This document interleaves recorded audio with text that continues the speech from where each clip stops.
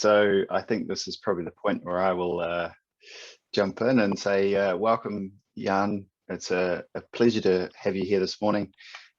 We understand that you're a preeminent expert in transitions and sustainable kind of zero carbon circular economy and how we can kind of forge a path over the next decade, I suppose, towards making that a real vision and reality.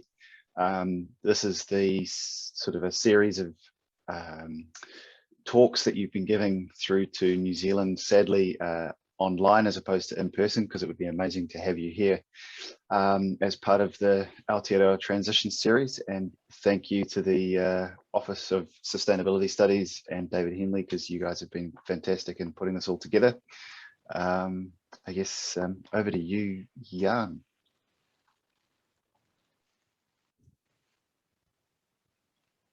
Yes, good morning from the Netherlands. Already evening here. You should be able to share your screen, Jan. Yeah. I'm going to give a presentation and I'm going to share my screen right now.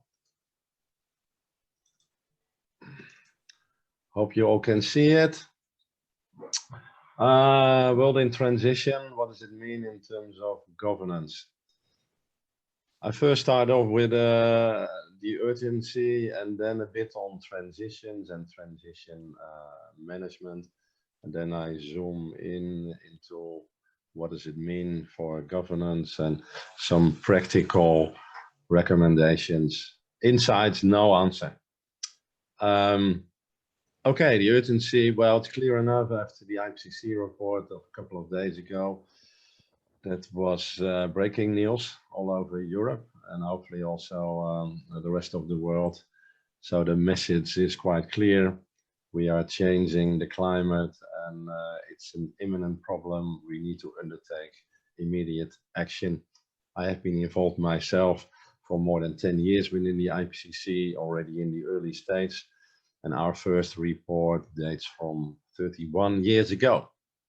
We see bushfires all over the place, floods. This is a picture from 4 weeks ago in the Netherlands. Huge floods in the Netherlands and Germany and Belgium. A lot of damage there created. Well, the message is clear. We only have 10 more years to really come up with radical solutions. So the next decade will be decisive. Will we succeed? Well, that's the question. The formal goal that we came up with in Paris 2015 was 2 degrees Celsius. There's still a chance that we can meet that, but 1.5 degrees Celsius is virtually impossible. We are heading now for more, 3-4 degrees Celsius. But anyway, we need to fight for every 1/10 of a degree. 2 degrees and 1.5 degrees makes already a significant difference. So that's worthwhile fighting for every kind of 1/10 of a degree.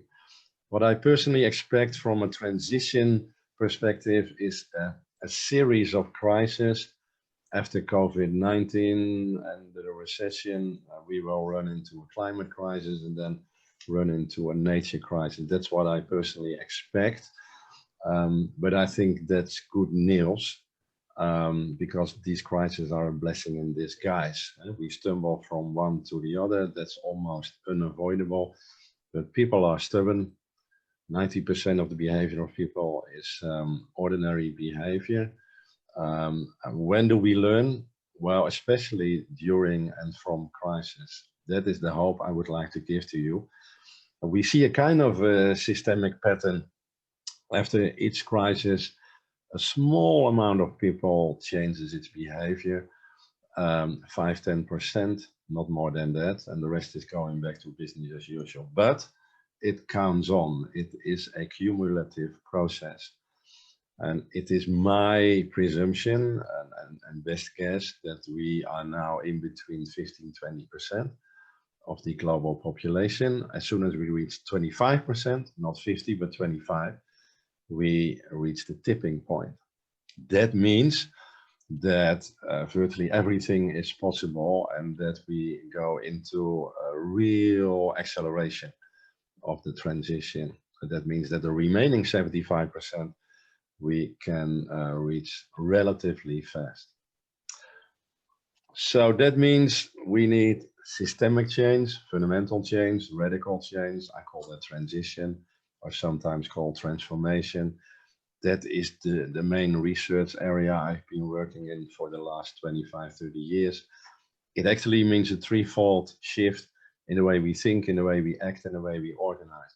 That's strongly embedded. You cannot easily separate it, but the most difficult one is the shift in thinking, because that is deeply rooted in our value system, and we cannot force people to start thinking in a different mode.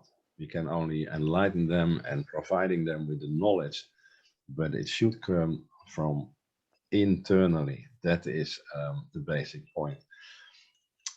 Two kind of lenses. The temporal lens shows that it requires 2 generations, normally at least, going from fossil fuel based to more renewable based, an energy system, also from a centralized to a decentralized and top down to bottom up. My best guess is that we are in between 2 worlds, at the tipping point in the energy system. That means chaos. That means a lot of protest. That means lawsuits. That means all kind of different directions. And that means that you are reaching the core of the transition. The second lens is about different scale levels. The macro level, slow dynamics, the micro level, fast dynamics, and in between we try to govern. And you see if there is a plus, it reinforces the transition. If there is a minus, it slows down the transition or hinders the transition. And when I started with this picture 20 years ago, there were virtually all minuses. Now there are more pluses. That's the good news. Still, we have problems with laws, with trade agreements, but the transition as it is now, it's a global power playing process, cannot be stopped anymore. It turned into a more or less autonomous process. Transitions are all over the place. The energy is just one example. Mobility is another. I'm going to talk about it later on. Food, finance, healthcare, education, all over the place. And that is an indication that we are shifting from one kind of society and economy to an entirely different one. It's not easy. It's a whimsical pathway, but definitely we see that on our way. There's a multitude of drivers, from rather technical, economic, to the more human-oriented. Societal pressure is incredibly important. Each individual counts. Also, our consumer behavior definitely is important. So it is a mix. It is a complex palette, and we are analyzing that for each and every transition in our transition research. Most people also forget that it's a power shift. And that is where the resistance comes from.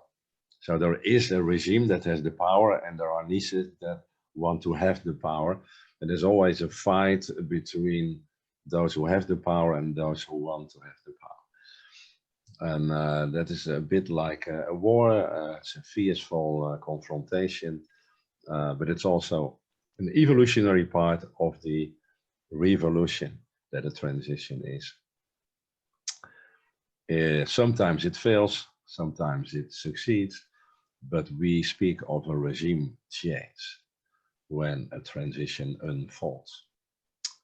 Can you govern that? Not in the classical way, because it's really too uncertain and too complex, but you can try to influence the speed and the direction of a transition. So we present it in a more subtle way, creating spaces for radical innovation, removing barriers formally and informally, challenge the market and mobilize society, and always combine long-term thinking and short-term action. So it's action-oriented, but always from a broad long-term perspective. So vision without action is meaningless, but action without vision is, well, directionless. So we need to combine both. In between is a transition strategy that usually consists of a different set of pathways. You're going to explore each and every pathway, and in each pathway you have projects and experiments. You try to learn from that and scale that up. So that brings me to a kind of a cyclical approach, if not a spiraling approach. And we do this with governments, with regions, with companies. And normally you go a couple of times through such a cycle. We also call it organic planning, evolutionary planning. Most people think that in particular in the face of chaos, you don't need planning, but that's a misconception. But while you are planning, things change underway with targets that are moving. So that means you have to adjust, you have to anticipate all the time. So it is adjusting, it is being proactive, it's learning, searching, experimenting. There are many applications. We have a kind of a rich library of applications of this kind of transition governance, more than 20 countries and cities, regions all over the world, most of them in Europe. And well, you can look it up at the internet. Many applications also in my own hometown where I was born and raised. We have two pillars, basically the roadmap next economy for the next 30, 40 years, and the resilience strategy to adjust ourselves to a changing climate. The roadmap I did together with Jeremy Rifkin and a whole supportive staff. It was really an endeavor. It was a fascinating journey we have gone through. We were highly ambitious because we are part of one of the most fossil fuel-based regions in Europe. And we have said within one generation, we want to be free of carbon, free of waste, fully circular and digitally connected. That's what we call the hardware here. And downside is the software, becoming more entrepreneurial at the community level, at the individual level, becoming smarter and more inclusive. And then under that umbrella of the vision, we developed not sectors, although we started with 10 different sectors like chemistry, mobility, energy, what have you. But we got stuck because it's such a complicated, holistic challenge that we decided to do it differently and start with transition pathways. So we came up with 5 transition pathways. One is about the digitization, one is about the energy transition, one is about the circular transition. Again, that's the hardware. And then below is the software, becoming more entrepreneurial and inclusive. So it's about next economy, next society. Always the, let's say, intertwinement between vision, strategy, and action. Sometimes we go from action to projects back to the vision, and sometimes from the vision to the action. So it's a rather spontaneous process with lots of space for emergence and surprises on which we have to adjust. Couple of examples, just a flash from each and every transition pathway. We are trying to transform our old harbor areas, which is far from easy. They have a history of about 100 years, and we want to maintain the culture, the rough atmosphere, and making them attractive for entrepreneurs. This one is being transformed into a kind of a maker district, like this one also.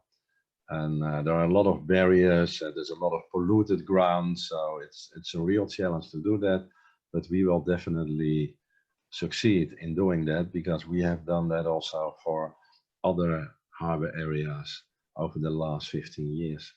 Yeah, we want to decouple houses from the natural gas. That's a big challenge. We are transforming old industrial buildings into campuses, so different kind of schools. We used to build ships here, in particular submarines. Here is an example of where students are educated. Here they are practicing, and the companies are also located here for their traineeships. So it's about becoming an entrepreneur, studying and learning, and also practicing. Yeah, we also created roads that produce energy. Here you see a solar wall. That's, let's say, a package of in total 17 innovations. But we are trying to scale this up. Each and every surface that you see in the Netherlands is potentially something you can produce energy with. This is a hydrogen factory. We are transforming it into a green hydrogen factory that is driven by solar and wind energy. These are floating solar panels. There's more than enough space on the water in the harbor area. And the second pillar is the adaptation and resilience program. How can we adapt to a changing climate? Well, first aspect is greening the roofs, like you see here. That is spectacular. You can also eat the food that is being produced here. It's delicious. Here you see a kind of visualization for the long-term future. The greening of virtually the whole city. You see the sheep on the roof.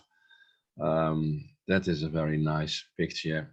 We also try to change our relationship with the water. Rather than hiding from it and protecting ourselves, you can also develop with the water, and then the water becomes a development partner. And here you see an example of a floating pavilion that was built on the water and is still floating behind our famous Erasmus bridge. Here you see a floating swimming pool, floating market, floating houses, a floating farm, where sometimes the cows jump into the water, but that's fortunately an exception. Here you see urban floodplains, because we still are confronted with huge amounts of rain, and that is a problem in our city. Here you see that we try to store it at squares, but we need to do that with the population, because the first experiment failed because we didn't tell the people in an adequate manner. These people got mad because their children couldn't play any longer, because now and then the square was flooded in order to store the water. And so we learned from that, and the second and the third square we did it differently. We informed the people, we explained why we were doing that, because the people had no idea about climate change. Here you see, well, we call it truck platooning. So that's a kind of a series of trucks that are connected in a digital manner. And in the future, you can drive them also without drivers. This saves energy, this saves CO2 emission. It's pretty efficient to do that from the port of Rotterdam to the countries in Europe. This is a combination of public and private transport. It is inspired by the project Aramis in France. These are electric modules that you can connect but also disconnect. That's a very intriguing example. This is a series of electric vehicles for single persons, for 2, 3, 4. This is really a picture that, let's say, is possible within the next 10 years. We try to make existing buses electric or buy new electric buses. In Shenzhen, in China, they made existing buses electric in 4 months, 70,000. Well, that's 2 times the whole fleet of buses in the Netherlands. So we could do it in 2 months, but we are a bit slower and we take 5 or 10 years. Okay, what are the basic lessons learned? Well, many. We booked successes, we failed, we learned most from our failures, but everybody that was engaged found it a fascinating journey. In terms of governance, We took the evolutionary governance approach. That means a synthesis of being radical and being incremental. The goal is radical, the pathways are, but the implementation is step by step. Yes, that can go together. And we try to combine it all the time. So the evolutionary aspect is the incremental steps that you take, and the revolutionary part, the radical policy. So organic planning means you are planning and your targets are moving. You need to adjust you to that. So it's a question of continuously adjusting based on what you come across and you learn from that. We were organized as a tribe, as a kind of an organism. You see that here, circles of circles of circles of circles. So we had an internal core group of about 5 people. We had those transition teams based on the transition pathways. We had a surrounding team of experts and a strategy group. We have committed leaders and hundreds of followers. So that's really a kind of a tribing mechanism. I was part of the core group and one of the leading persons. We had 5 transition teams. We had a strategy group of about 20 people and a whole bunch of followers. The role of the government was crucial. In the first place, they need to take the lead and initiate and mobilize people. So that's quite directing, steering other parties, and also providing means and money. That's crucial. But later on, it's a more facilitating role. And then others stand up and take over the lead, like business companies, people from society, people from NGOs. And that should become a kind of a natural process. It's always a combination of top-down, bottom-up. For each and every aspect, we try to combine and synthesize, and not or, but and. So, of course, you need top-down in the sense of, let's say, launching a process, providing the means, engaging players. But the bottom-up routing is very, very important. To involve also the small players, the niches from emerging ecosystems. Transitions need to be rooted in the communities. I see all over the world examples where they still are not rooted, and these transitions almost all fail because there's growing resistance. People feel ignored, not seen. And then you create your own resistance that is growing, and then the process dies out. Because naturally, and people feel that, the transition always leads to growing inequality. Mostly the higher educated, the elite, profit, and the lower educated, the poorer people, they suffer from the disadvantages. So we worked with multinationals, SMEs, startups, scale-ups. It was a kind of a weird organism, an ecosystem, but you need both. If you want to invest in hydrogen, that takes 5–10 billion euros of investments. And you cannot leave that to startups or scale-ups. The multinationals need to take the lead and invest hugely in that, together with the government. But that takes time. Building up a new hydrogen infrastructure requires about 10 years. You also need to link it up to carbon capture storage, so that is time consuming. We cannot wait for that, so you also need immediate results, and that brings me to the SMEs and the startups. If you want to show concrete breakthrough projects at a smaller scale, we have printed houses from a 3D printer. Well, you can realize that relatively quickly. So you need short-term, quick fixes and successes, and long-term, well, flagship projects. The evolutionary part you see also in the picture and the story. So we had a big picture, quite ambitious, and we, well, brought it down and made it small in order to connect it to a variety of people. So giving it a human face is very important. Making it personal. We speak of personalized transitions, very important. I see in many places, and I've come across this also in New Zealand, that it becomes a technocratic process. But a transition is not the same as the substitution of one technology for the other. It is a human-based, human-driven social process. So please make it smaller. 2050 is far away. Everybody agrees on that. But 2030 is much more concrete and brings it to the smallest micro level. So make the process as concrete as possible with tangible goals and intermediate results that people can judge. Framing is very important. I already denoted that don't become too technocratic and abstract. If you are saying we are shaping a low emissions future, then everybody starts getting bored.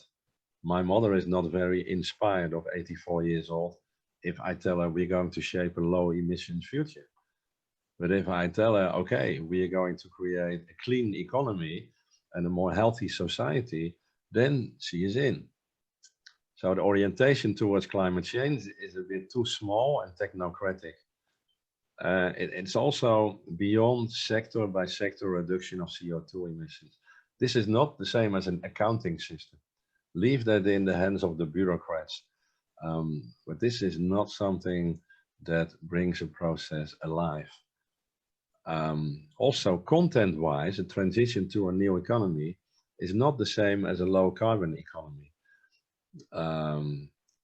If we want to create a circular economy, then we need to change the whole chain. And that is far beyond a low carbon economy. A low carbon economy is in potency far from circular. So frame it in an attractive way. We try to indicate how many jobs will it generate. Well, 200,000 a year, that is immense. Will we also lose jobs? Yes, but only 1/3 of this. We wanted to engage young people from poorer neighborhoods, make it attractive to them. Very important.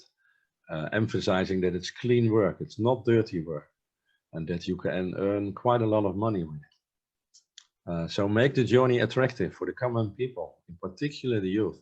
Very, very important. There are gains, there are costs, there are benefits. Every dollar that you invest in a new economy yields you $3 because it contributes to innovation, job creation, and a new economic structure. And every dollar that you invest in the old economy will cost you $2 because you still create pollution, you contribute to climate change, and you have adverse impacts on human health. So that becomes part of the problem and not the solution. Yes, I've seen many plans arising, but the step from plan to action is a real difficult, but a necessary one. What I see is, yeah, let's call it a mistake that I often come across, that in these processes, people want to get everyone on board. And that is a misconception. I always focus on the coalition of the willing and the able, not only the willing, but also the able. Why is that? Well, there is a certain fear among people, a basic fear for change, in particular transformative change. So in generic terms, whether it is within a city or a region or an organization, you see 4 groups of people. The ones who can and are willing, that's at most 10%, sometimes 5%. These people are the front runners who are open-minded. Then there's a class of 25% that is willing but cannot, or the next one can but are not willing, and the remaining one is the biggest one, 40%. They cannot and are not willing. And often these people are cognitive dissonant. They say yes, we are going with you on the journey. Yes, we are enthusiastic, In practice, they say no, because they have fear of losing their job, losing their status, losing their income. So if you get all these people on board, then you get all the resistance on board, and then the process slows down. And I've seen this failing on and on and on. So a solution could be start with a small and deep support, focusing on the coalition of the willing and the able. Then include the next group. Those are willing but not able, and so forth and so on. And so you build it up step by step gradually. It takes more time, and it's perhaps not so spectacular, but at the end of the day, you create more support stepwise than with a big bang that creates only more resistance. So try to do it gradually over a couple of years. And this is always a funny visualization of that. You don't ask a turkey to put itself on the Christmas menu. If you ask a turkey, the turkey will say no. And the turkey here stands for the 40% of the people, not willing and not able. Breakthrough coalitions are important. That's the consequence of the small and deep support. The pace is then determined by the fastest rather than the slowest. So breakthrough project, that is important because people see what is going on. You make it visible, and that keeps the energy high. And that is in particular important for these long-term processes that last 5, 10, 15 or 20 years. Of course, there's a resistance among the public and the general audience. We know that in all countries, also in my own country. But it helps if you are honest and fair. If you are transparent about the whole process, about the cost and the benefits. Politicians always speak of a budget neutral or cost neutral transition, and that is nonsense. There's no transition ever that had a budget neutral element. You always pay first. I don't call it cost, but the investments, and then the payoff comes. But the revenues may come years and years later than the investments. We know that, but that is the trick, how to deal with that. Huge cost and huge social benefits, but later. Money is not really the problem, but you need to be clear. Here is a picture of about $50 billion that we potentially need in order to make this happen, to build up an entirely different infrastructure. But there's plenty of money these days. Never ever it has been so cheap to get money. Legislation is important because it's usually running behind reality, and building new laws is time consuming. In the Netherlands, it costs 5 or 10 years of time. We have built a new Dutch Environment and Planning Act that has been postponed 5 times already. It includes 27 existing laws. It's hugely complex, but we definitely need it. We need to break down existing laws. There are still 20 laws standing in the way of the new circular economy. One example is the waste law. I'm in favor of a transition law. That is not building a new law, but giving exemption for existing laws that creates legal space, and that is actually supportive for the transition, and it's much more effective than making new laws. We are working on that. Well, to finish now, cross-cutting is very, very important, perhaps the most important element of a transition process. Don't do it sector by sector by sector, because we need to do it in a holistic, integral manner. And that's what I miss so far in what I've seen in the virtual journey in your country.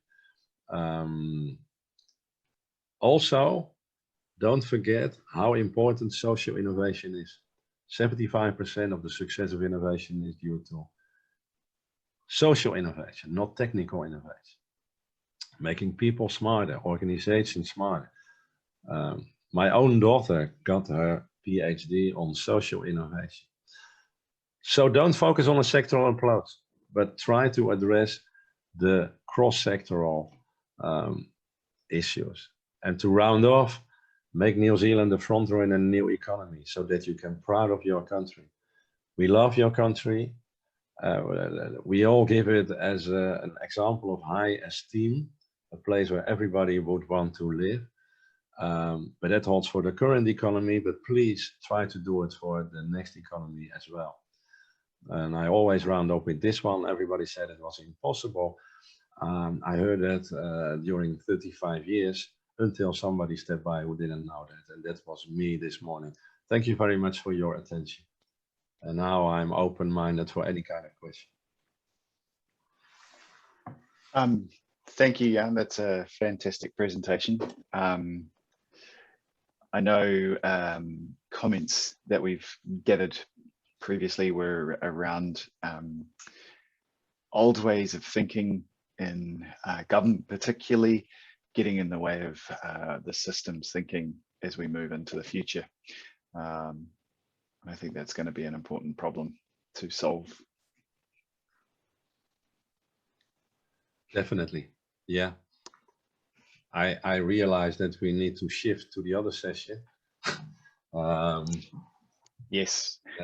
So absolutely appreciate your time. And again, a riveting session. So thank you very much. My colleague Joe is also thumbing up. Good luck with the next session, and thank you once again. My pleasure. Thank you very much. Thank you, Jan.